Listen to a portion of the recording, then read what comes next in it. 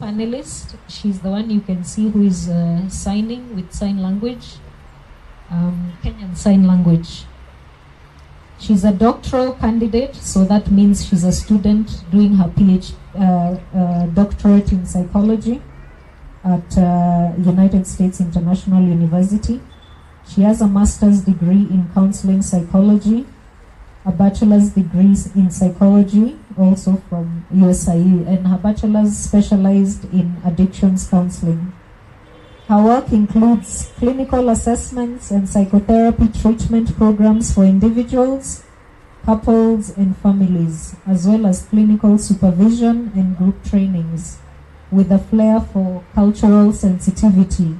In this country, let me just add that in this country we need to be sensitive to all the different people, whether they have physical disabilities, developmental disabilities, or whatever challenges they might be going through.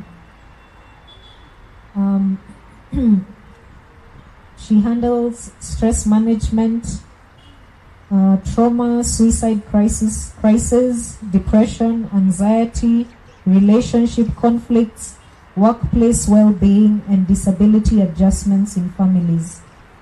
She's a consultant in private practice, currently also working with schools and colleges using expressive art and play therapy. If you want to know more about what that is, you can ask. Uliza sio ujinga. Joyce is an early career clinical researcher and an award-winning presenter at the American Psychological Association Convention, which was held this year, on the topic of mental health barriers for the deaf in Kenya, a review. She's an author and an awareness advocate for mental health and well-being of people with disabilities in the family and various sectors such as education, judiciary, employment, transport, and the entertainment industry, among others.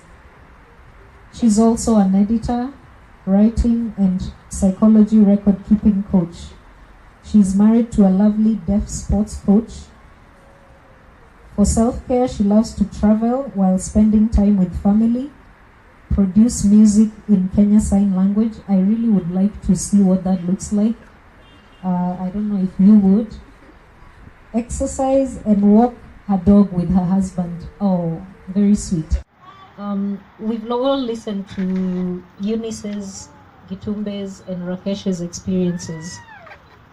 So how does one know that they need help? How can we all, as lay people who may not be trained in this profession, how can we know that we need to talk to somebody? What are the signs that we can look out for? Thank you very much for the question. I would say that there would be a change in your ordinary life. So life proceeds in a certain pattern, there's a certain way you always do things, and then one day you realize perhaps you're starting to feel differently, or you're starting to act differently. And before I go on, I want to bring greetings from my husband. He was not able to join us today. He really wanted to come, but he was not able to come today. He's having a few things he's doing. He's a deaf sports coach, and he does lots of cycling. So I really, he acquired his disability. So I really connected with each one of your stories, the panelists. Thank you very much for the stories. So I would say it's important for us to start being aware about the signs and symptoms of something that has changed. For example, your thoughts. So you maybe wake up with a very negative thought. If today is raining, you could choose how you think about that, isn't it? Yeah, so today we are celebrating the rain. It was a blessing from God, isn't it? Yeah, but for some people, that same rain is what? It's a trigger for something. Maybe the weather changes and it starts getting cold, and that just temperature or some environmental change can start, triggering something that has happened in the past when that same occurrence or situation was. So how you think can change. Also, how you feel about something. So you find that a lot of times psychologists will work with thoughts and feelings and behaviors. You may be a person who's very social, you love interacting with people, but then suddenly you want to isolate yourself. So when you start isolating yourself, you know something has changed. So most of the time, it will be other people who will tell you. They'll tell you, "Mbona leo tusalimi? Uko peke yako tu." So now you're isolated. You're becoming shy, you're moving away, and you know the isolation and the shyness has a purpose. Maybe you're doing that because there's a problem, that something happened, maybe something traumatizing, or it could be that you're having social anxiety, which is actually a disorder and can be treated, you know? So when something has shifted, it's very important for you to go back to what was my routine, what was my regular everyday, and who can I connect with right now for some additional support. So I think that's very important for us to start learning about signs and symptoms. They're very, very subtle. Sometimes we cannot see them, we don't know. Other people are the ones who tell us first, but it's very important that from there is the first step to really, you know, reconnect with ourselves and start getting support, because there is support. There are people out there to help. I have also had a very strong nudge after I got married, you know, to work with the disability community. So I found that we need to be more sensitive as a society and to include people who are different.